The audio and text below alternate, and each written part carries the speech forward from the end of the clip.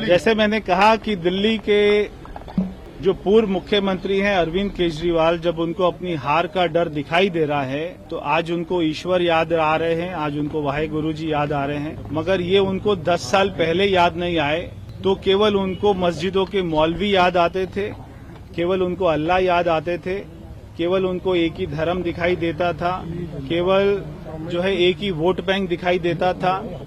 10 साल में लगातार हर महीने दिल्ली की जनता के टैक्स के पैसे से वो एक एक मस्जिद के मौलवी को और उसके साथ में एक उसके सहायक को हजारों रुपए की सैलरी देते थे। एक महीने में एक मस्जिद को 50,000 रुपए की सैलरी देने का काम करते थे। और अगर मैं 10 साल से उसको कैलकुलेट करूं सारी मस्जिदों को तो 100 करोड़ रुपए से ज्यादा की राशि आज तक वो मस्जिद के मौलवियों को और उनके सहयोगियों को दे चुके हैं। आज क्योंकि चुनाव आया है और चुनाव की घोषणा 4 दिन बाद होने वाली है, 5 दिन बाद होने वाली है, 1 हफ्ते बाद होने वाली है, तब उनको एकदम से मंदिर के पुजारी याद आ गए हैं, उनको एकदम से गुरुद्वारे के ग्रंथी याद आ गए हैं। आज तक उनको याद नहीं आया। तो दिल्ली के पुजारियों से और मैं गुरुद्वारे के ग्रंथियों से ये प्रार्थना करना चाहता हूँ, मैं आपसे रिक्वेस्ट करना चाहता हूँ कि ये शराब का पैसा है, ये शराब के पैसे को हाथ मत लगाइए। जिस आदमी ने हमारे मंदिरों के सामने शराब के ठेके खोल दिए थे उनके पैसों को हाथ नहीं लगाइए।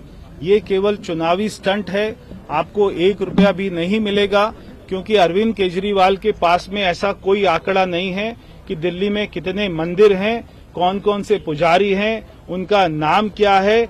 अगर कोई उनको चिंता होती इनको पैसा देने की तो वो सर्वे पहले ही करा लेते, सारे मंदिरों की लिस्ट पहले ही बना लेते, सारे पुजारियों के नाम, उनके अकाउंट नंबर पहले से ही लिख लेते।